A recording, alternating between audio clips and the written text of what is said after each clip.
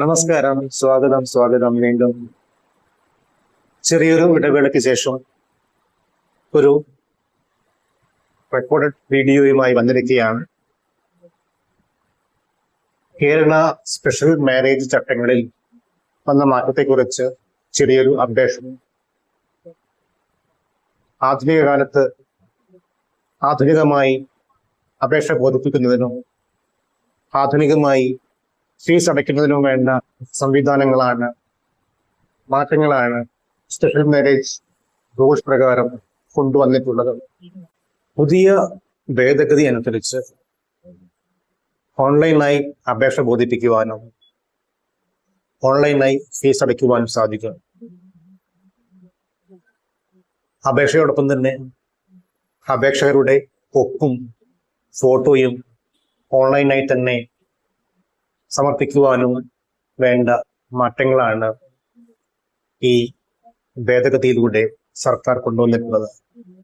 ഈ മാസം ആദ്യം വന്ന ഭേദഗതി ഗസറ്റിലൂടെ പബ്ലിഷ് ചെയ്ത് പ്രാബല്യത്തിൽ വന്നിട്ടുണ്ട്. അതിനുശേഷമുള്ള എല്ലാ അപേക്ഷകളും ഓൺലൈനായാണ് സമർപ്പിക്കേണ്ടത്. വിവാഹ സമയത്ത് 2 ഫോട്ടോകൾ അവിടെ സമർപ്പിക്കേണ്ടതുണ്ട്. അത് നോർമൽ ഫോട്ടോ തന്നെയാണ്, ഫിസിക്കലായി തന്നെ സമർപ്പിക്കേണ്ടതുണ്ട്. കാരണം മാരേജ് രജിസ്റ്ററിൽ ഒട്ടിക്കുവാൻ വേണ്ടിയുള്ളതാണ് നാം ഫിസിക്കലായി സമർപ്പിക്കേണ്ടുന്ന ഫോട്ടോകൾ. 10ാം ചട്ടം 8ാം ഉപഭോഗത്തിൽ പറയുന്ന ഫീസ് ഒഴികെ ബാക്കി എല്ലാ ഫീസുകളും ഓൺലൈനായാണ് അടയ്ക്കേണ്ടത്. ഈ പറഞ്ഞ ഫീസും ഒറിജിനൽ ഫിസിക്കൽ ഫോട്ടോയും പഴയപടി തുടരും. ബാക്കിയെല്ലാം ഓൺലൈൻ.